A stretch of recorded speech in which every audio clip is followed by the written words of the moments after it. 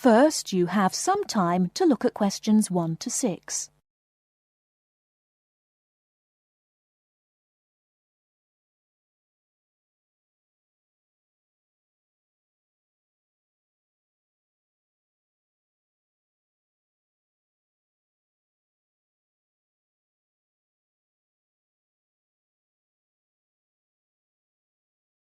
Now we shall begin.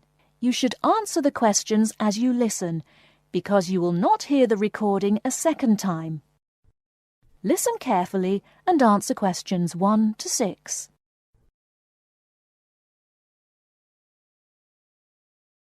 There has been an armed robbery this morning at the Halifax Building Society's branch on Edward Street. John Brinks is at the scene with Detective Sergeant Henry Lawson. Detective Sergeant, can you tell us what you know about the robbery? Yes, the raid took place this morning shortly after 11:30 when a man accompanied by a woman went into the offices of the building society and asked to see the manager. There were no other customers in the building at the time. They were let into the manager's office and the woman produced a gun from her handbag. Then they took the manager back out of his office and made him tell the cashiers to hand over all the money they had in the tills and in the safe. It came to about $25,000. Presumably you have a number of witnesses. Yes, we have a good description of both of them. The man was about 1 meter 80 centimeters, around 35 years of age, with blue eyes and short curly red or ginger hair. He was wearing jeans, a green sweater, and a 3/4 length blue coat. When he spoke to the cashier when he came in, he called himself Mr. Erickson, but we doubt whether that is his real name. But we do know that may be his real name.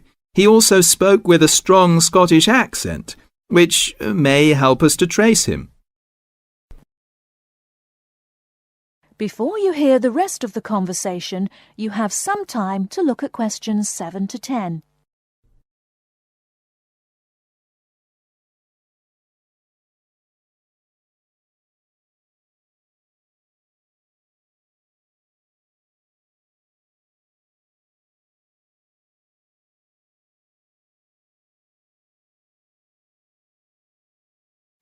Now listen and answer questions 7 to 10.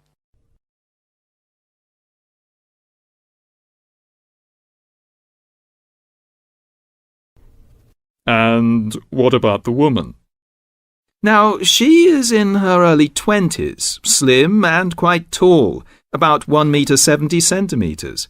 She was wearing a long white raincoat, which was quite loose-fitting, and which she didn't take off.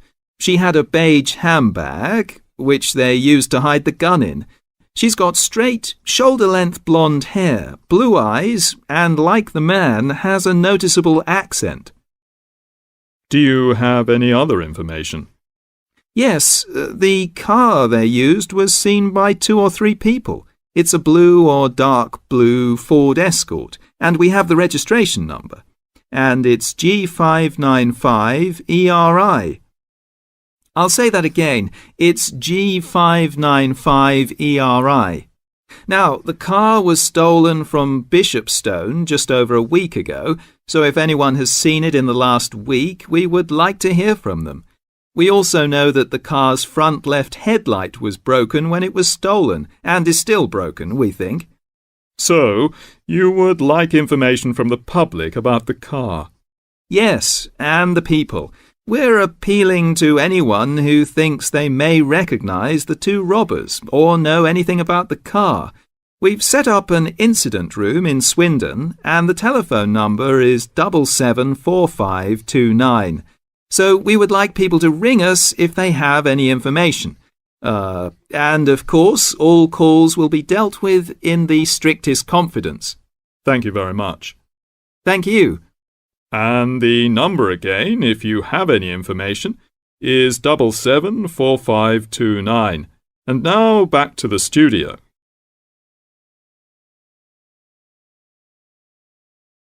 That is the end of part 1.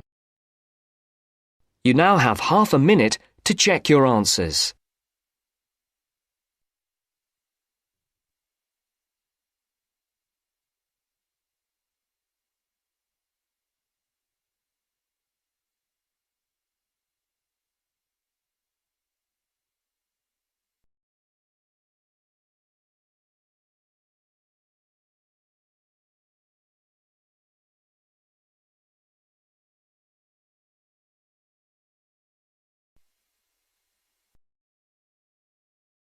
Now turns to Part 2. Part 2. You will hear a talk about the history of a poetry award. You have 30 seconds to look at questions 11 to 15.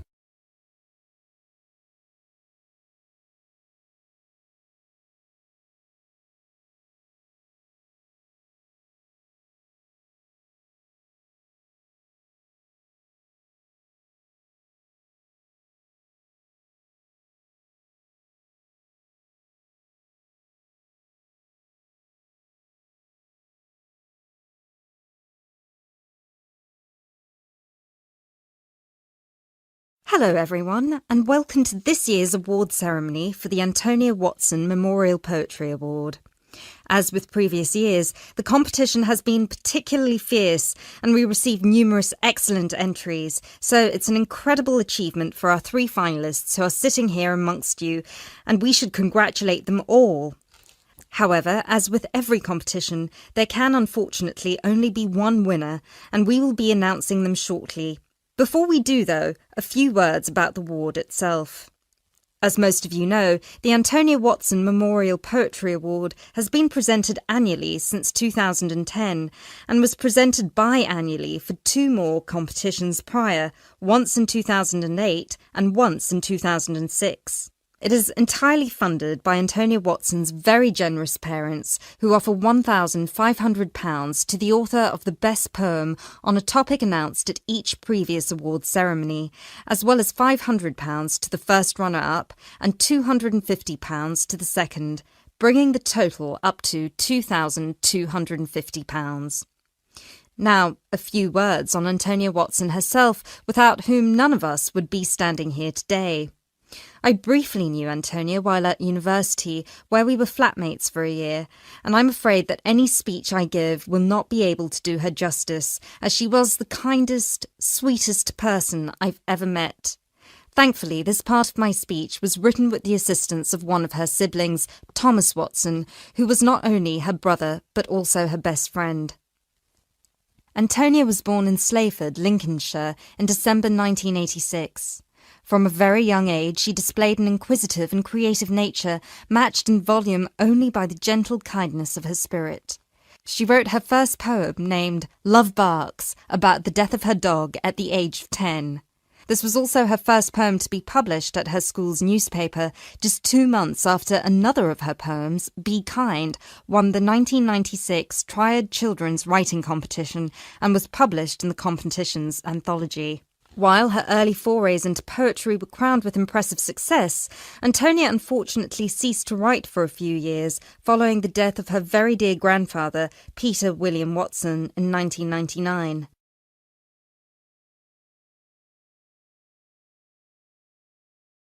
You now have 30 seconds to look at questions 16 to 20.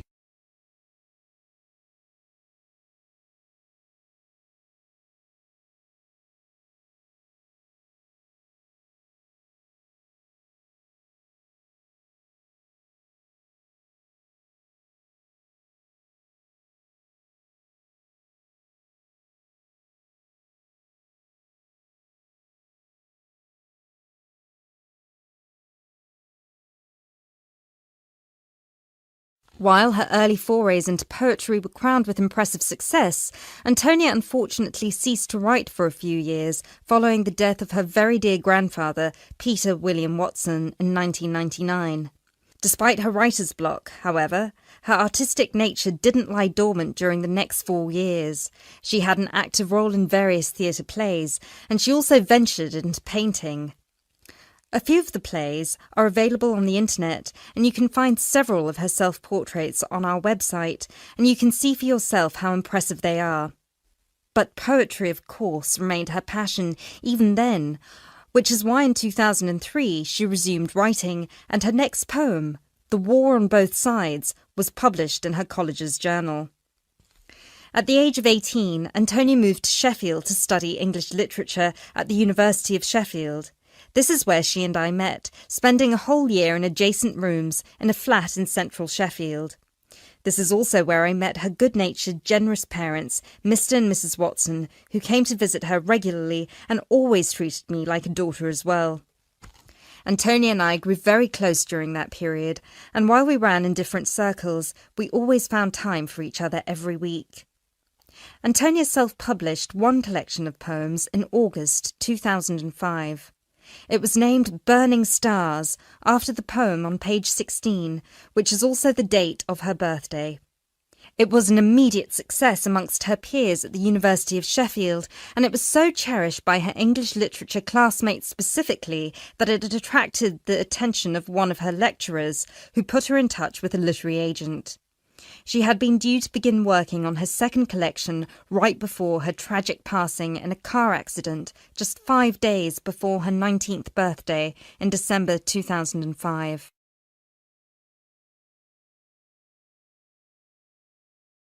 Antonia was always interested in societal shifts and how they affect humanity as well as the environment, and this award was designed to reflect her faith that regardless of what we do, we are all inherently good. With this in mind, all of the topics this competition has dealt with have been about the potential and the positive side of humanity, such as this year's Young Love theme or last year's Inner Power theme. We've had poems about personal strength, about immigration, about gender equality and peaceful protest. And hopefully in 12 months, the poems we'll be awarding will be just as inspiring with the topic of poverty. I know Antonia would be really proud of what her parents and what all of you together have achieved. So, finally, let's get on with the actual award. As I said before, it's been a fierce competition this year, and with more than 5,000 entries, it was quite the task for our 3 judges to cut them down to just 3. But our 3 finalists definitely deserve to be here, and without further ado, I would like to... That is the end of part 2. You now have half a minute to check your answers.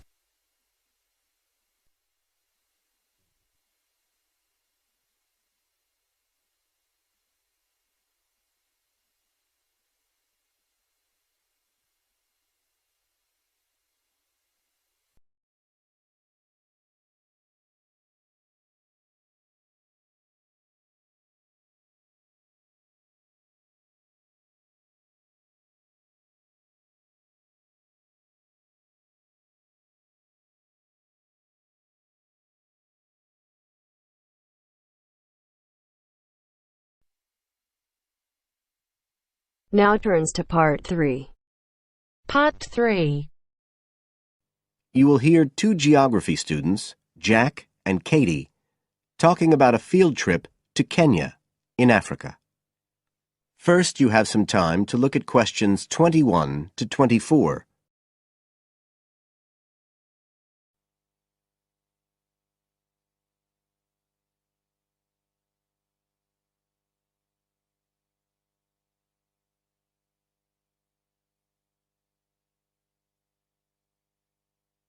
Now listen carefully and answer questions 21 to 24.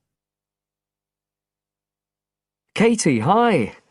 Thanks for inviting me round. Oh, thanks for coming. I know you're up to your neck in finals revision, but I've got to make up my mind about next year's geography field trip, and I'd really like your advice. We've got to choose between an African trip and one in Europe. They've told us a bit about both trips in the lecture, but I really can't make up my mind, and I know you did the African one last year. That's right. So, where exactly did you go? I mean, I know it was in Kenya, in East Africa. Yes. Well, we were right up in the northwest of the country. It was beautiful. We stayed in a place called the Marich Pass Field Studies Centre. Right. Dr. Rowe said the accommodation was traditional African-style cottages. He had a special name for them. Bandas. Yes, they're fine. You have to share, 2 or 3 people together. They're pretty basic, but you have a mosquito net. They don't provide spray, though, so remember to take plenty with you. You'll need it. And there's no electricity in the field centre. You'll have hurricane lamps instead. They give a good light. It's no problem. What about places to study? Dr. Rowe said there was a library? Yes, but it's quite small. There's a lecture room as well, but most of us worked out in the open air. There are plenty of places outside, and it's so beautiful. You're right in the middle of the forest clearing. I gather it's a relatively unmodernized area. Definitely. They actually set up the centre there because it's on the boundaries of two distinct ecological zones. The mountains, where the people are mainly agriculturalists, and the semi-arid plains lower down, where they're semi-nomadic pastoralists. Before you hear the rest of the conversation, you have some time to look at questions 25 to 30.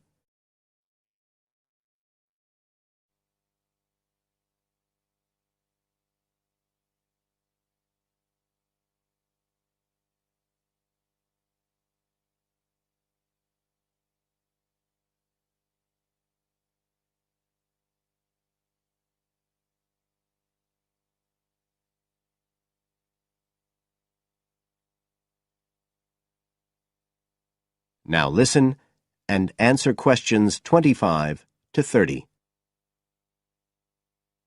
So, how much chance did you get to meet the local people there?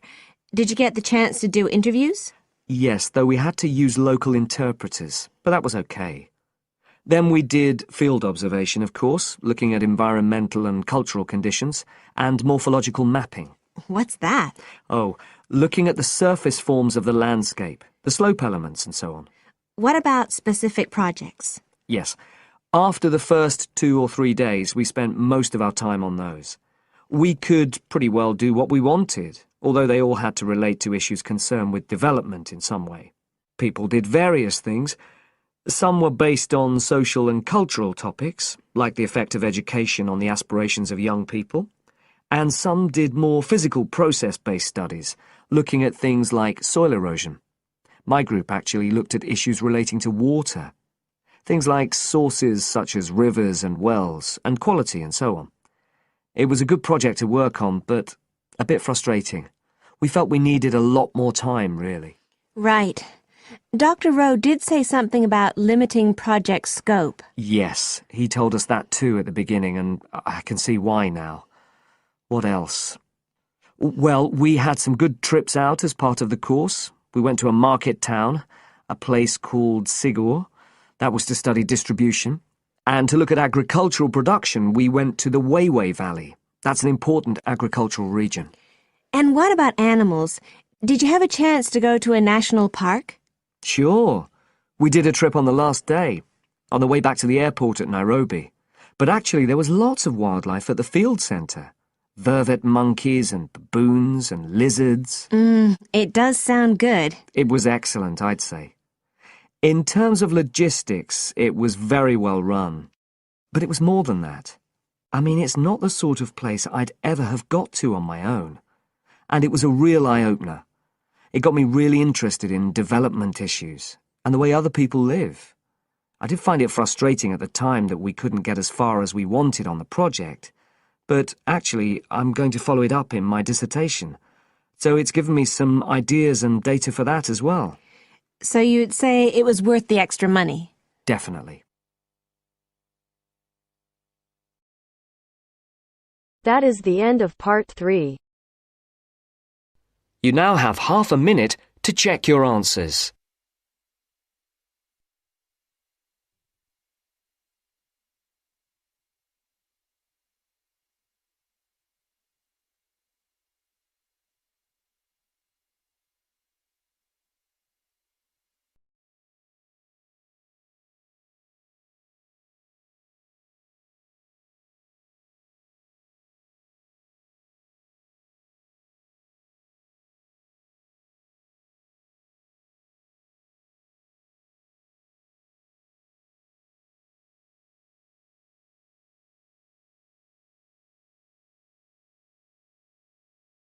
Now turns to part 4.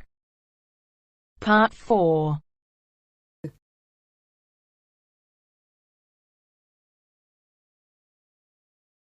you'll hear a talk given by a foreign correspondent.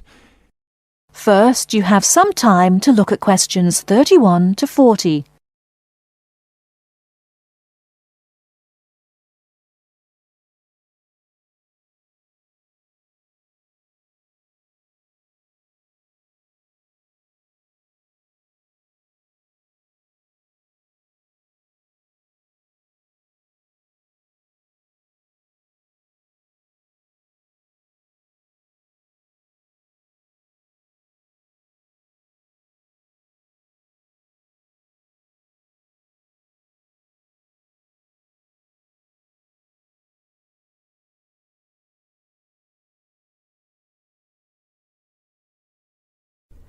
Now listen carefully and answer questions 31 to 40.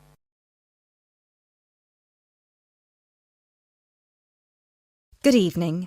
As I assume most of you are already aware, I have been asked to come here and talk to you, essentially give you a quick overview of the life of a foreign correspondent, along with a few tips on how to become a successful international reporter yourself, should this be a career choice you elect to pursue.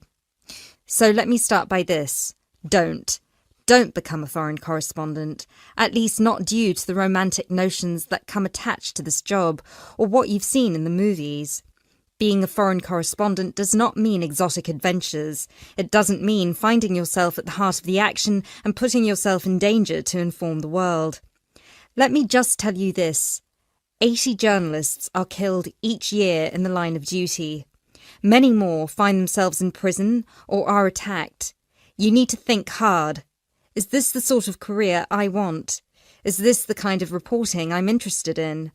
And only after you've carefully considered all the pros and cons should you decide. But let's focus on those of you who believe that, yes, you've got what it takes to be a foreign correspondent, and this is definitely why you decided to study journalism here. You're all third-year students, which means I don't need to waste my time telling you the basics. Of course, you need to read a lot. Books, novels, newspapers, blogs, and of course you need to be acceptably proficient in various media skills.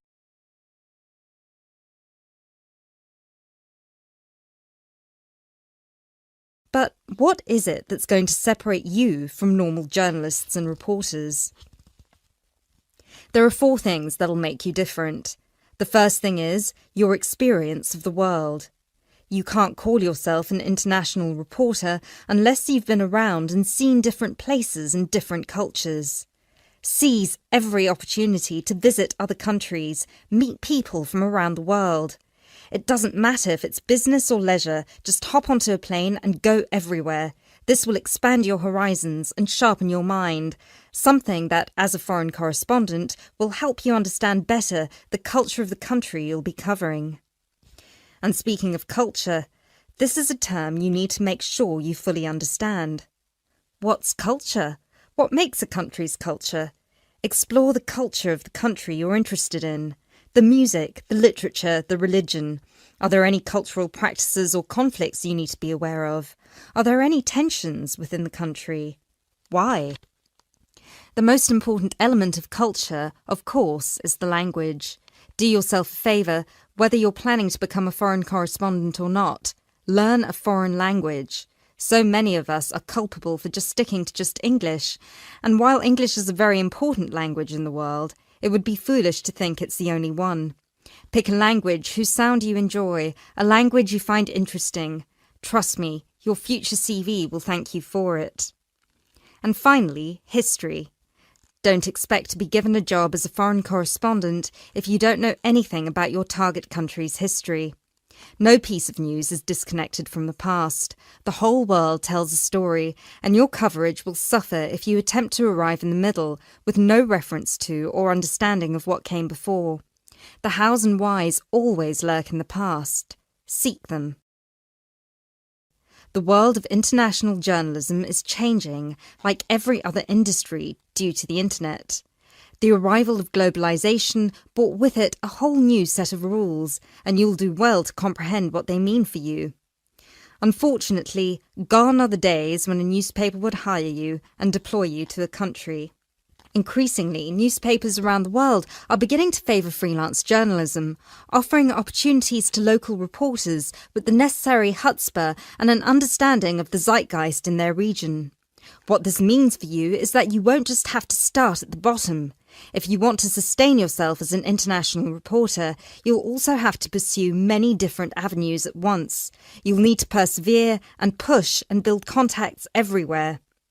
An old student of mine, a terrible student at university, but an incredibly intelligent woman, she came to find me at a conference that was recently held in Yemen, where I delivered a speech on the future of journalism. She was working for 3 different newspapers as a freelance foreign correspondent, one of them The Times, and she told me that the one piece of advice I gave her that stayed with her and helped her with her career was this: don't be afraid to fail. It will happen over and over again. It's how you deal with it that matters most. So keep this with you, this one piece of advice. Oh, and don't forget, your passports need to be kept current at all times. Thank you very much for listening. That is the end of part 4. You now have half a minute to check your answers.